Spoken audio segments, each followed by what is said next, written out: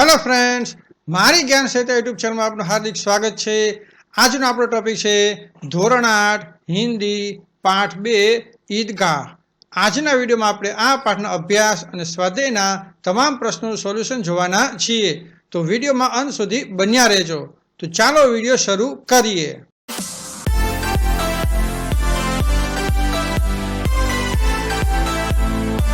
શરૂઆત કરીશું આપણે અભ્યાસના પ્રશ્નથી।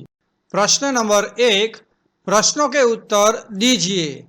नंबर 1, हामिद ने चिमटा ही क्यों खरीदा?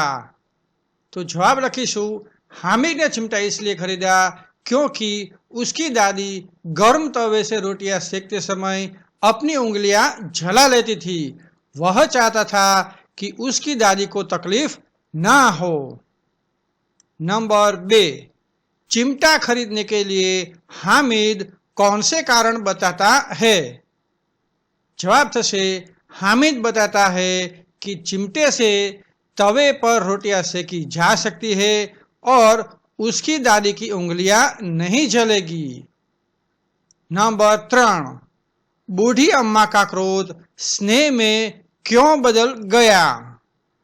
जवाब थशे, जब अम्मा को यह पता चला कि हामिद ने अपने लिए खिलौने या मिठाई न खरीदकर उनके लिए एक चिमटा खरीदा है, तो उसका क्रोध ममता और स्नेह में बदल गया। प्रश्न नंबर 4, अब आप चिमटे के प्रयोग की तरह समान के विविध प्रयोग बताइए। तो जवाब थशे, चिमटा तवे से रोटी उतारने में काम आता है, गर्म बर्तन उठाने के लिए उपयोगी है, लकड़ी या कोयले को चूल्हे में सही करने के लिए भी उपयोग होता है, आग में कोई चीज डालनी हो तो उससे ही डाली जा सकती है।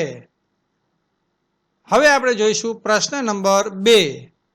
પ્રશ્ન નંબર 2 માં इस कहानी का शीर्षक ईदगाही क्यों रखा गया, इसके अलावा कौन सा शीर्षक देना चाहेंगे और क्यों? तो जवाब थशे, इस कहानी का शीर्षक ईदगाह इसलिए रखा गया है क्योंकि यह पूरी कहानी ईद के दिन की घटनाओं पर आधारित है। इस दिन हामिद ईदगाह जाता है, वहीं से उसकी सच्ची भावना, दादी के लिए प्रेम और त्याग की भावना प्रकट होती है। अगर हमें कोई दूसरा शीर्षक देना हो तो हम नन्हा हामिद का बड़ा दिल यही शीर्षक देंगे, क्योंकि इस कहानी में एक छोटे बच्चे का बड़ा त्याग और प्रेम दिखाया गया है। प्रश्न नंबर 3, निम्नलिखित परिच्छेद को पढ़कर नीचे दिए गए प्रश्नों के उत्तर दीजिए। तो अहींया आपने एक फकरो आपेलो छे, आ फकरो आपणे वांचवानो छे, बराबर समजवानो छे અને તેના આધારે જે પ્રશ્ન આપ્યા છે તેના જવાબ આપણે લખવાના છે। શરૂ કરીએ પ્રશ્ન નંબર 1 थी। ऐतिहासिक ग्रंथों में परोपकार के कौन कौन से उदाहरण मिलते हैं? तो जवाब थशे, राजा शिबी ने परोपकार के लिए अपने शरीर का त्याग किया था। दधीची ऋषि ने असुरों के संहार के लिए अपनी अस्थियां दी थी। महर्षि दयानंद ने विष पिलाकर प्राण लेने वाले अपने रसोई जगन्नाथ के प्राणों की रक्षा धन देकर की थी। नंबर 2, ऋषि मुनियों से हमें क्या सीख मिलती है? तो जवाब थशे, हमें यह सीख मिलती है कि दूसरों की भलाई के लिए अपना तन, मन और धन देना ही सच्चा परोपकार है। प्रश्न 3, देश एवं समाज की उन्नति किस प्रकार होती है? तो जवाब थशे, देश और समाज की उन्नति तभी संभव है जब सभी व्यक्ति अपनी क्षमता अनुसार परोपकार करते रहे। प्रश्न नंबर 4, विलोम शब्द लिखिए। विलोम एटले विरुद्धार्थी शब्द। तो शुरू करिए। आध्यात्मिक तो थशे भौतिक, उन्नति तो थशे अवनति। प्रश्न 5, परिच्छेद के आधार पर अपने साथियों से पूछने के लिए 3 प्रश्न बनाइए। तो આપણે પ્રશ્ન બનાવીશું આ રીતે, परोपकार क्या होता है, राजा शिबी ने किस प्रकार परोपकार किया, समाज में परोपकार का क्या महत्व है। नंबर 6, इस परिच्छेद का उचित शीर्षक दीजिए। तो तेना माटे આપણે લખીશું परोपकार का महत्व। प्रश्न नंबर 4, तुम हामिद की तरह किसी मेले में गए हो, वहां तुमने क्या क्या खरीदा और क्यों। तो આપણે જવાબ લખીશું આ રીતે, मैंने मेले में एक किताब, एक तिरंगा झंडा और अपनी माँ के लिए चूड़ियाँ खरीदी। किताब से मुझे ज्ञान मिलेगा, तिरंगे से देश प्रेम की भावना और माँ को खुशी देने के लिए चूड़ियाँ खरीदी। प्रश्न नंबर 5, यदि तुम्हें मेले से अपने माता पिता के लिए कुछ खरीदना हो तो क्या खरीदोगे और क्यों। तो આપણે જવાબ લખીશું આ રીતે, मैं अपने पिता के लिए एक पेन खरीदूंगा ताकि वह अपने काम में उपयोग कर सके, माँ के लिए एक साड़ी खरीदूंगा जिससे उन्हें खुशी मिले और मैं उनके प्रति अपना प्रेम जता सकूं। હવે આપણે જોઈશું સ્વાધ્યાય। स्वाध्यायમાં प्रश्न नंबर 1, प्रश्नों के उत्तर लिखिए।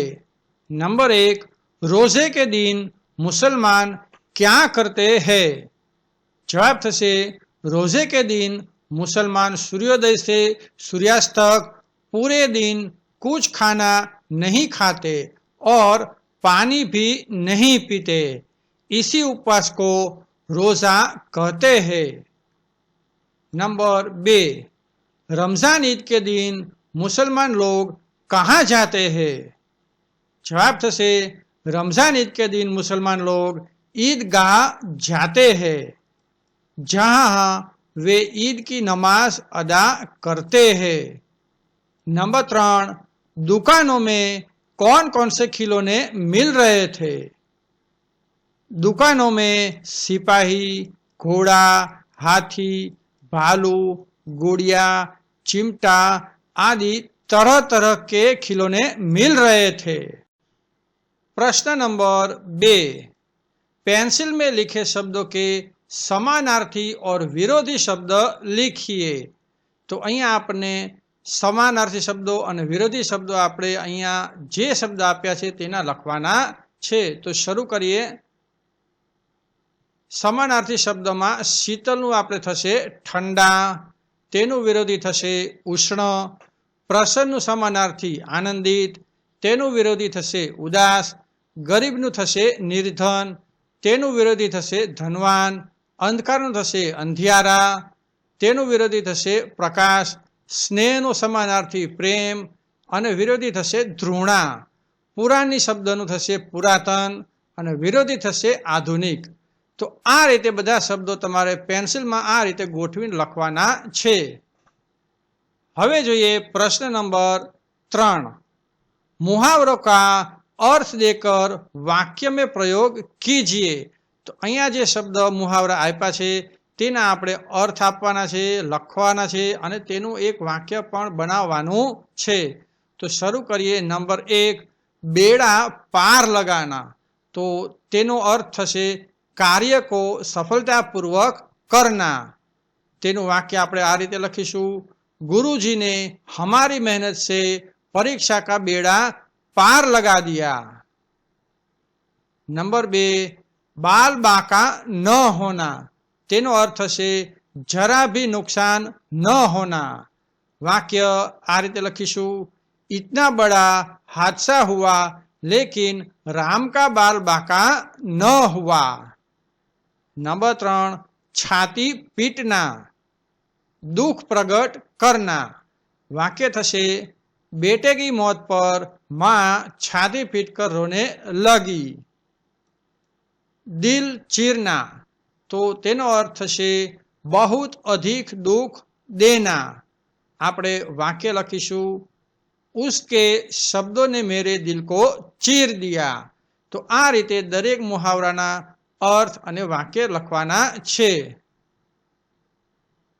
हवे आपणे जोईशुं प्रश्न नंबर 4। रूपरेखा के आधार पर कहानी पूर्ण कीजिए। तो अहींया आपणे केटलाक मुद्दा आपेला छे तेना आधारे आपणे वाक्य लखी अने वार्ता पूर्ण करवानी छे। तेने आपणे नाम आपीशुं न्यायप्रिय न्यायाधीश।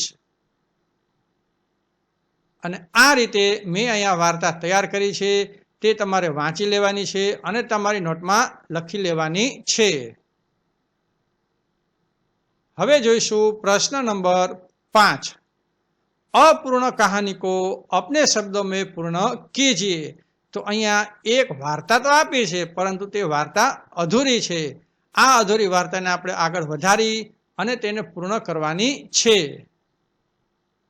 वार्तानुं आपणे अहींया नाम आपीशुं अंकित की समझदारी। आ वार्ता मैं अहींया पूर्ण करी छे। तमारे एक वखत वांची जवानी छे अने तमारी नोटमां लखी लेवानी छे।